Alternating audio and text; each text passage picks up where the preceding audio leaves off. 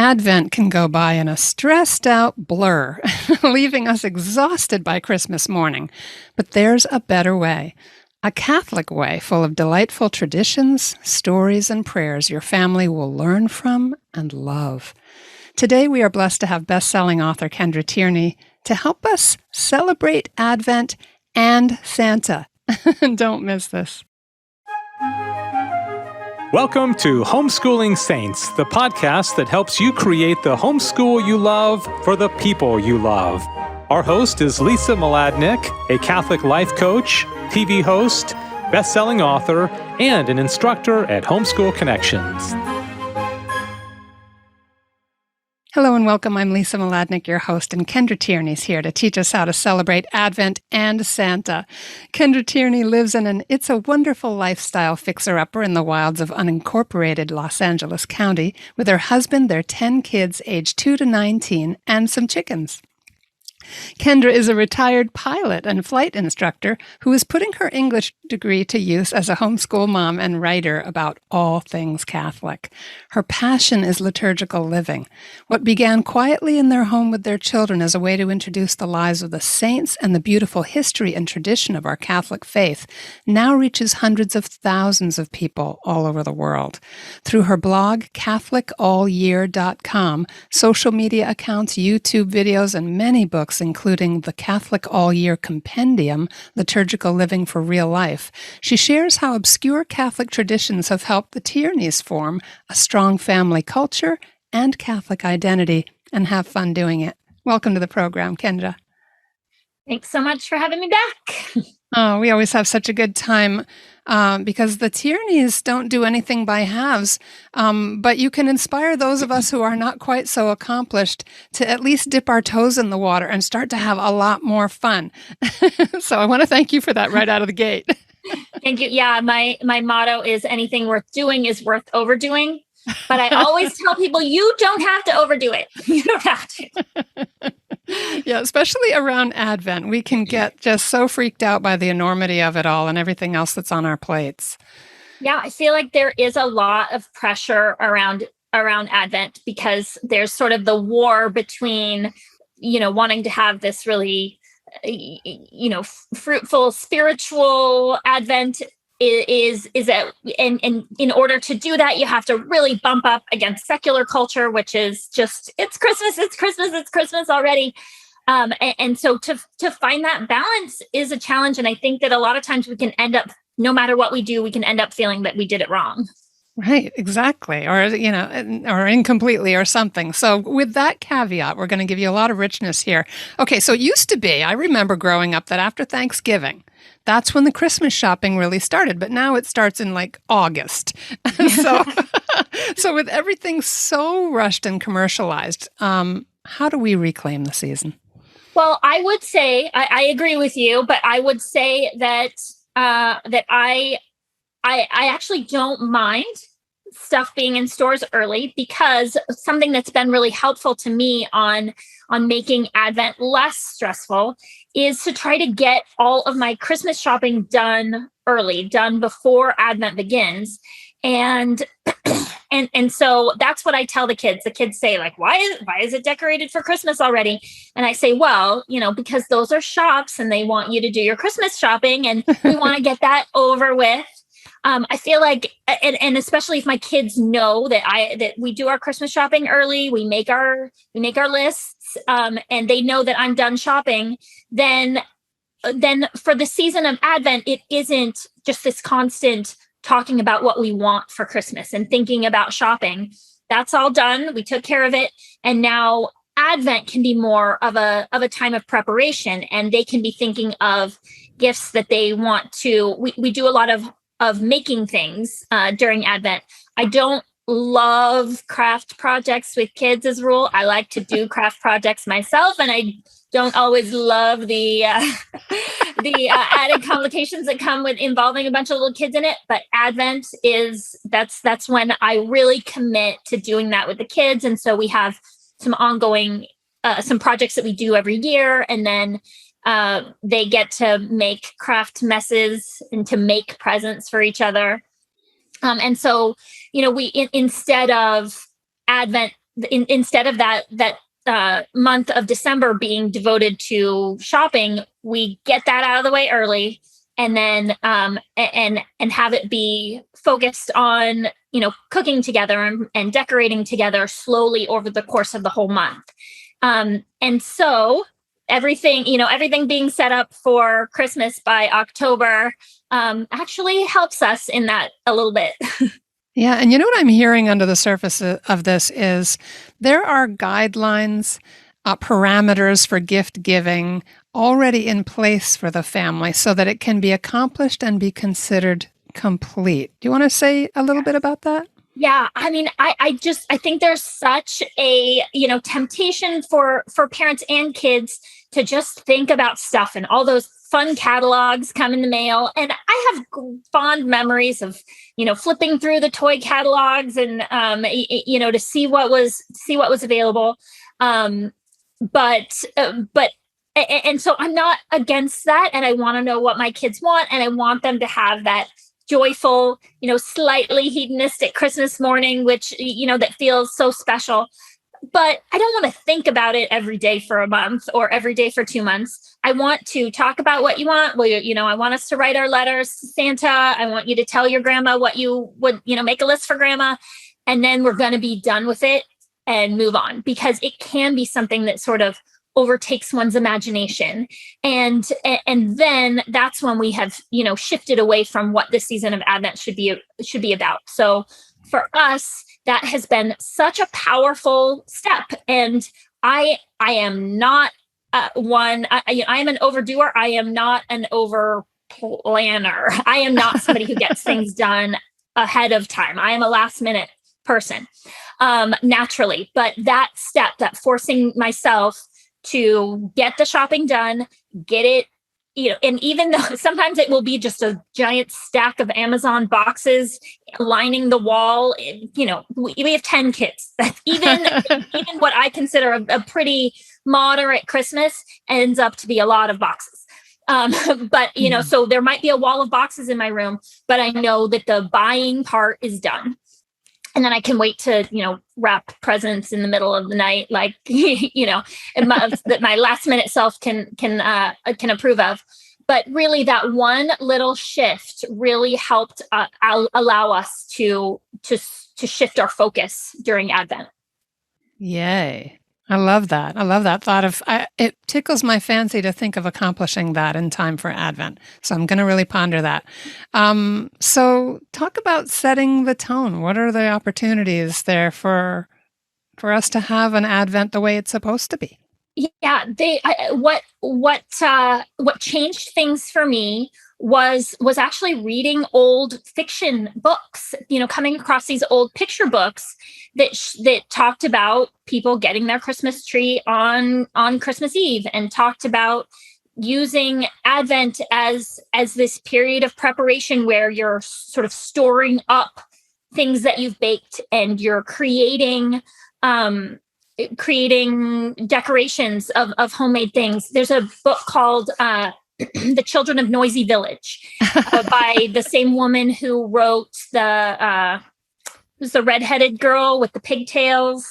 Oh, Pippi Longstockings? Pippi Longstockings. Yes, she wrote Pippi Longstockings. And there's this beautiful chapter in it of how Christmas was celebrated in this Norwegian, I guess, Swedish village.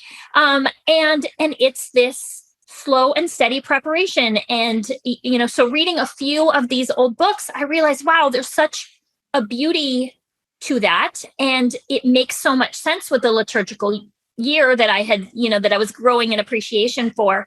And it was a big shift for us to not rush out and get our Christmas tree right away.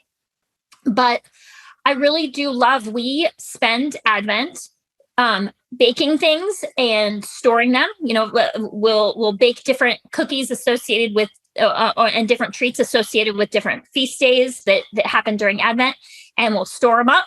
We'll have a 2 each for on the feast day, and the rest get stored and put in the freezer. And we sort of start stockpiling treats, not for now, not for Advent, but for Christmas. And we, instead of I used to pull out my box of Christmas decorations and decorate for Christmas, boom, in one day. And instead, now we have some decorations that are specifically Advent. And then we spend the Advent season making garland out of branches from outside. We we make, Christmas wreaths, and we make little, snowflake decorations and things like that. But the idea of that we can pull things out slowly and add things one at a time. And I know that is hard with as busy as we are. And I am so much more busy with doing stuff for Catholic All Year than I was when I wrote the Catholic All Year Compendium. But I do still try to make that a priority, to be able to, dedicate some time, hopefully every day, but at least every week, of reading books together as a family, and sort of setting the stage for Christmas. I feel like, in some ways I want Lent to feel like a tearing away, right? I want to rid myself during Lent of this excess baggage that I'm carrying. But in Advent, it feels like sort of a building towards, where I want to spend more time doing the things that I know I should be doing. I want to spend more time with my kids in prayer. I want to spend more time reading books to them. I want to bake with them. I want to, decorate the house, and to make that commitment, during Advent. It's just a month. I can do it. Yeah. And what's really striking me from you reading those old books and noticing that it was a gradual progression, it makes me think about the transformation of the soul over time too, that rather than decorate in a day, put Christmas on the house as if it's an instantaneous transformation. Just spiritually, it's an interesting metaphor to make it more gradual. Right. And yeah, it absolutely is. And there are so many beautiful saints' days within Advent that we can use. I always need a deadline. Like I said, I'm a last minute person, so I need a deadline. And it's great to have these different little traditions for either baking or decorating, that we have them associated with different feast days. Things like, we'll make our gingerbread houses for the Feast of Our Lady of Loretto on the 10th. Because the Feast of Our Lady of Loretto celebrates the Holy House in which Jesus and Mary and Joseph lived. So you could also do them on December 4th for St. Barbara, if you wanted, because she's the patron saint of architects. So, that you have some wiggle room there. But we make our gingerbread houses, and sometimes it's from a kit, sometimes it's homemade. I just came across a recipe or instructions recently for making really cute gingerbread houses out of graham crackers, which such a great idea. Time saver. Don't have to bake your own gingerbread. But so we'll make the gingerbread houses and put them out as decoration. We don't, make them and then eat them. Gingerbread is meant to sit and last. So we make them. It's a really good sort of example of what Advent is for us. That we have it we make it for a particular feast day. We talk about why we're making it for Our Lady of Loretto. We talk about, the Holy House, and we put the effort into making it. And then it is part of our Advent decoration going forward. And then we wait until the Christmas season, and then we whack it with hammers and we eat it then. Wonderful. Because it's about fostering that spirit of waiting. Yes. I love that. In the midst of this idea of decorating and creating things, just say a little bit about why Advent's liturgical color is purple. Yeah, well, it is. It's meant to recall Lent, recall that same, I was comparing, what the differences are between the season of Lent and the season of Advent, but there are similarities too, that it is a time set apart by the church in order to allow us to focus on preparing our homes and our hearts and ourselves for the most important events during of the year. And so Lent is this time of preparing ourselves for the resurrection. And Advent is this time of preparing ourselves for the incarnation, for the birth of Jesus. And it's just, it's such a beautiful thing to focus on, such a beautiful thing to think about, the gift that God gave to us, of Jesus coming to us as a helpless baby. It's just such a beautiful thing. And so that the liturgical color is purple, because we are meant to see this as, I wouldn't say as penitential as Lent is, but there is a little bit of that to it, that we shouldn't be indulging in everything ahead of time. And I think especially with it being a baby that we are waiting for, anyone who has children, you can't rush that. You can't, when you are waiting for a baby to be born, it is waiting and waiting and waiting. And so that's what we're doing with Mary and Joseph, and with the people of Israel who waited, by, as the way time is reckoned in the Bible, 4,000 years for the Savior to be born, and so to really focus on those days as mindfully waiting, and really highlighting that for ourselves and for our kids, that we are waiting. Yeah, beautiful, beautiful. Yeah, that sense of delayed gratification that our society does not encourage, that's for sure. Speaking of the excitement and the waiting, how do you talk to your children about Santa Claus? Yes. All right. So here's another like Catholic social media war. We definitely believe in Santa. You have to believe in Santa because Santa is a historical figure. He is a person who existed. He was the Bishop of Myra. And we, the other question that I get asked sometimes is if we do St. Nicholas instead of Santa, but that's not possible because those two people are the same people. So we do St. Nicholas and Santa because they are the same guy. I have a blog post, and it's also in my book, about all the little points that we make to try to massage the sort of secular cultural Santa traditions into a more Catholic outlook. But really, we see Santa as an opportunity. I see Santa personally as an opportunity to give in secret, the way that the actual St. Nicholas did. He's a beautiful example to us. And if you read the stories, the hagiography, the story of the life of St. Nicholas, that the way that these Santa gift giving traditions got started is that he grew up he was from a rich family. He got a big inheritance from his uncle, and he used that to secretly gift people with money that they needed for important for important things in their lives. And so this Santa legend, these Santa traditions allow me to give gifts to my children in secret and have them, joyfully grateful to Santa and not me. And I think that's not something to be, just shunted aside. That's a really cool thing. It's a really neat way for adults to get to give in secret and have the credit go to Santa.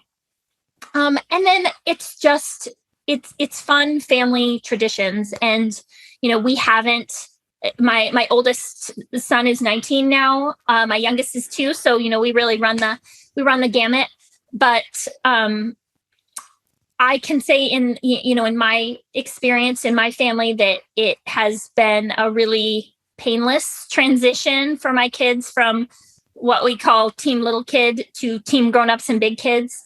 And the big kids, get to have sort of a slow awakening, a slow dawning of realization of what's really going on. And then they come over and they help us, and they get to stay up late on Christmas Eve and put together tricycles and fill stockings. And so then they get to labor in secret for their younger siblings. And they get to, nurture the legend and keep the story going. And in our family, it's been so fun and so innocent.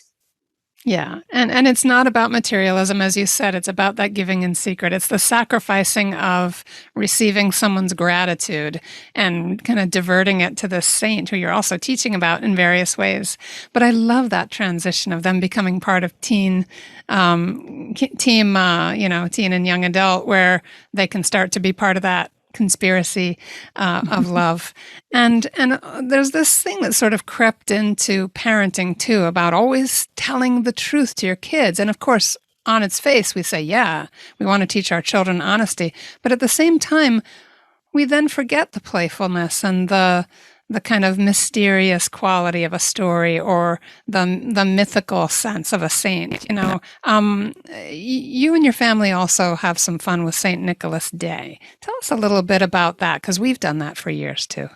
Yeah. So I would say that something that I think helps protect us from an over focus on Santa is that we celebrate Saints' Days all year long, right? And that we have traditions that are associated with different saints all year. So it's not as if the only saint my kids have ever heard of is Santa. My kids, we have family traditions that are associated with saints all year long. So I do think that is a bit of a protection against an overemphasis on one particular saint. But on St. Nicholas Day is December 6th. I'm looking at my wall calendar here. So St. Nicholas Day is December 6th, and the tradition in a lot of countries is to do gift giving on that day. I would say another thing that I really appreciate and I think helps our family is to learn about Christmas traditions all over the world in different places, and to understand that things are different in different places. So, the American gift giving tradition is on Christmas Day. In some parts of the world, the tradition is gift giving on Epiphany, when the wise men arrived to see Jesus. And in a lot of places, other places in the world, the gift giving tradition is on St. Nicholas Day itself. So since we're Americans, we do our main gift giving on Christmas, but we're Catholics, so we do a little bit of gift giving on St. Nicholas Day and a little bit of gift giving on Epiphany as well. So the kids put their shoes out on the eve of St. Nicholas Day, and because the story is that when St. Nicholas would throw the coins in the window, they would go into the recipient's shoes and into their socks that were hanging to dry by the fireplace. So that's where hanging stockings comes from, and where putting your shoes out comes from. So the kids get just a little, a couple of little treats, like a candy cane and, a chocolate Santa or something in their shoes. And we usually give a book on St. Nicholas Day. And that way, as the kids have some time off of school, and we really, like, as I said before, we have a real focus on reading together as a family during Advent. So we get some new books for St. Nicholas Day. And that's when we give St. Nicholas, we leave our notes to Santa on that day. And so then once St. Nicholas Day passes, there's no more talking about what you want, because it's all over and done with. Wow. Love it. Love it. So I know that you got information about the St. Andrew prayer in your book. And again, everybody, do pick this up. This would be a great Christmas present for yourself. I just want to make sure that I'm getting this up on camera here. Catholic All Year Compendium. But your children are also, I'm sorry, go ahead. No, well, I was going to say that's the beauty and the, I guess, danger of Advent is that there are so many beautiful traditions. And I would say that we actually in our family manage almost all of them in a people are hospitalized or expecting babies year. we really do all of them, but you don't have to. And but they're, these traditions that last throughout Advent are just, again, a really great way to sort of set it apart. But so I'm going to I can run through all of them, but I don't want to scare everybody away. Just listen for one that seems like, it would be a good one for you, and start with that one if this hasn't been part of your family tradition before. But there's the Christmas anticipation prayer, which sometimes people call the St. Andrew's Novena, but that is kind of a pet peeve of mine because it isn't a novena. Novenas are a 9-day thing or a 9-month thing. This is a 25-day thing. And you say the prayer 15 times a day. So there's no 9s involved. So it can't be a novena. You heard it here. So it's the Christmas. So we call it the Christmas anticipation prayer, but it's just this beautiful prayer that talks about, the circumstances of Jesus's birth. And it is traditionally said 15 times a day. It's a really short little prayer. You can memorize it easily. It says 15 times per day from the Feast of St. Andrew on November 30th through Christmas Eve. So we always keep a printout of it. I keep one in the car, and I keep one, up on the refrigerator or the wall so that we can see it. And, sometimes we'll say a few here and a few there. Sometimes we'll say all 15 of them together. Sometimes we only get to one in a day, and that's okay. Another that more people are probably familiar with is the Advent wreath. And that was the first liturgical living tradition I was ever familiar with was the Advent wreath. And it's a great sort of archetype of liturgical living in the home, because this is a tradition that was just in homes before the 1970s, I think, when there was finally a blessing so that it could be used in churches. But the Advent wreath, kids, the smell of real branches and the flicker of candles and it's such there's short little prayers that go along with it. And you just light the candle and you say the prayers. We just do it around the dinner table. And it's such a great way of, setting the stage and watch. All right, here's 1 candle, now 2 candles, now 3 candles, now 4. And, and so we know that we're getting closer and closer. And the Advent wreath is a really beautiful way to do that. And that's something that could be done just on Sundays if that's all you can manage. But we usually say the prayers and light the candles at dinner every night of Advent. There are Advent calendars, and there are so many different types of Advent calendars that you can choose. But again, it's that, it fosters that spirit of waiting. I prefer a type, a type of calendar that sort of builds to something rather than the kind where you take a chocolate out and eat it every time and then it's gone. But the exception to that is a book Advent calendar, where I saw, on Pinterest or something, somebody doing this. And I think it's such a lovely idea. You take the Christmas books that you already own, or just some family favorite picture books. They don't absolutely have to be, Christmas themed.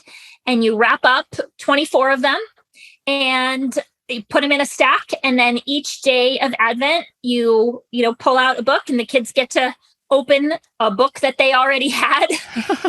And then we sit down together and read it. But then, you can see either there's, a bunch of them on the shelf or stacked up, and, the stack gets smaller and smaller. We know that we're almost to Christmas. Wow. That one's really fun. And I've taken to paying attention to which feast days are when. And so if we have an Our Lady of Guadalupe book, so I'll wrap that one up for the Feast of Our Lady of Guadalupe, and and try to find one that is about Christmas lights for St. Lucy or things like that to sort of associate it more with the feast day. And then there's the Jesse tree, which is a beautiful tradition that was really intimidating to me for a long time until I got asked to write a book about it. And then I finally managed to figure that one out too. And that's a great way to sort of, it allows us to trace salvation history through the Old Testament, all the symbols and the archetypes of Christ through the Old Testament, and then through the New Testament until the birth of Jesus. And that one, can be very involved, or it can be pretty short, where most people hang a little ornament either on, if you've put up your tree but haven't decorated it yet, you can, use it to hang Jesse tree ornaments. We have a little stand and we put little ornaments up each night, and just read a little Bible verse and a little reflection on it. And then finally, best for last is the Christmas novena, the actual Christmas novena, 9 days before Christmas. The last day of it is Christmas Eve. And I think that my kids would agree it's our favorite liturgical living observance of the whole year. That we read Bible readings, we say prayers. This novena that we use was composed in the early 1800s, and we go through the prayers, and the kids have heard them again and again, and it's this sort of repetitiveness, but familiarity, and it really helps to, on those last few days before Christmas, those last 9 days, to really, it's the home stretch, to really focus prayerfully and come together those last few days before Christmas. So if you can't manage any of the rest of it, if you can't manage a whole Jesse tree all month, which was me for so long, I think that the Christmas novena is a great way to cram a lot of preparation into that last week and a little bit. Yeah, fantastic. It's so rich, it's unbelievable. And as you said, your family may be attracted to trying one thing or another a little bit at a time. But just leave us with some final thoughts on kind of doing Advent right. Yeah, I think that like all of it, like all liturgical living, like all parenting, like all homeschooling, you have to do what's going to work for you. You have to be willing to try things, and if they aren't working, to make adjustments. But I think that the key is to find a way to make it feel like a season of preparation, and to wait for our celebration of Christmas until Christmas begins. And that it's a great opportunity to, like you said, to step away from what our, the culture at large is doing, and to say, no, this is how our family does it. And there's a real power in that for all sorts of parenting, to be able to say, no, other people do it that way, but we do things the Tierney way, and the Tierney way is this, and we happen to think it's a great way to do it. So there's a lot to be said for that, in all aspects of life, especially in Advent, and to just choose things that you can back to, having a little hot drink and a story together before bed, things that your kids are going to associate with the season, and really come to love. Yeah, thank you so much, Kendra. It's just so joyful to talk about all of this with you. Thank you for your energy and your creativity, and also for just really trusting in the church's traditions and drawing from those deep wells of delight and meaning. Really does help us all to appreciate more just being Catholic. Well, thank you so much. It's a joy to have you. Everybody, check out CatholicAllYear.com. I have the link for Kendra's book, The Catholic All Year Compendium, in the show notes, as well as a link out to her social media platforms and ministries, and 3 other episodes that she did with us on the liturgical year. Don't miss those. Those are in the show notes. Again, thank you, Kendra, and thanks everybody for listening in. I hope you have a truly blessed and beautiful Advent. And stay tuned for our short feature coming right up.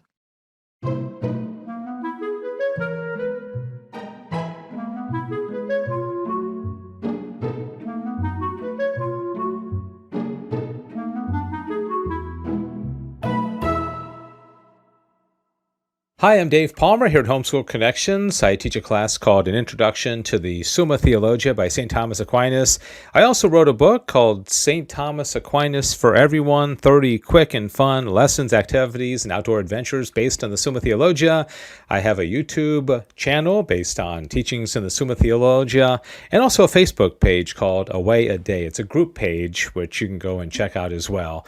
I am doing quick little lessons on the Summa, and you might remember the first one that I did was teaching the 5 proofs for the existence of God, which I have listed here on the screen. And then in the second one, we started talking about what is God. I talked about the 7 attributes, at least the first 7 that St. Thomas Aquinas talks about in the Summa Theologia. They are that God is simple, perfect, good, infinite, immutable, eternal, and one. And I always tell my students that once you've proved that God exists and then you find out some of his attributes, the next logical thing that you would ask yourself is, well, can I know him? Can I be in a relationship with him? And so I want to talk about in this lesson, can we come to know God? And by way of comparison, I often say, well, can a dog know algebra? Well, a dog by its very nature cannot know algebra because the subject matter is above its capacity to understand. And in a very similar way, God is above us. We are natural and God is supernatural, but because of God's assistance, we are able to really come to know him in a pretty big way. And that's why when Thomas asks in the Summa, can a human being know God? The answer is yes, to some degree, naturally through our light of human reason, but even to a greater degree because he showers grace upon us, which allows us to come to know him in a bigger way. This is the one excerpt from the Summa that I'll share in this brief segment. He says, the ultimate beatitude of man consists in the use of his highest function, which is the operation of his intellect. If we suppose that the created intellect could never see God, it would either never attain to beatitude, or its beatitude would consist in something others besides God, which is opposed to faith. For there resides in every man a natural desire to know the cause of any effect which he sees, and thence arises wonder in men. But if the intellect of the rational creature could not reach so far as to the first cause of things, the natural desire would remain void. This is a very, very key teaching in the Summa Theologia, because what he's saying is every day we experience the effects of God. We experience beautiful sunsets and wonderful scenes like this, and babies and beautiful birds and dogs and fellow human beings and all this beauty all around us. And we have a natural curiosity about it. Where did it come from? What is the cause of all these things? And St. Thomas Aquinas says that's what's different about us. We have intellect, and we're able to really wonder and inquire about where this came from. And it's almost like he's saying it would be cruel if this curiosity, this wonder, this inquiry could not end up with a knowledge that we all seek, that we all desire, and that is namely to know God. Okay, so can we know God? Yes, absolutely, based on the teaching of St. Thomas Aquinas in the Summa Theologia. God bless you. And that's our show for today. Our program is sponsored by homeschoolconnections.com. Be sure to subscribe to Homeschooling Saints and leave us an honest review. God bless you, and thank you for joining us.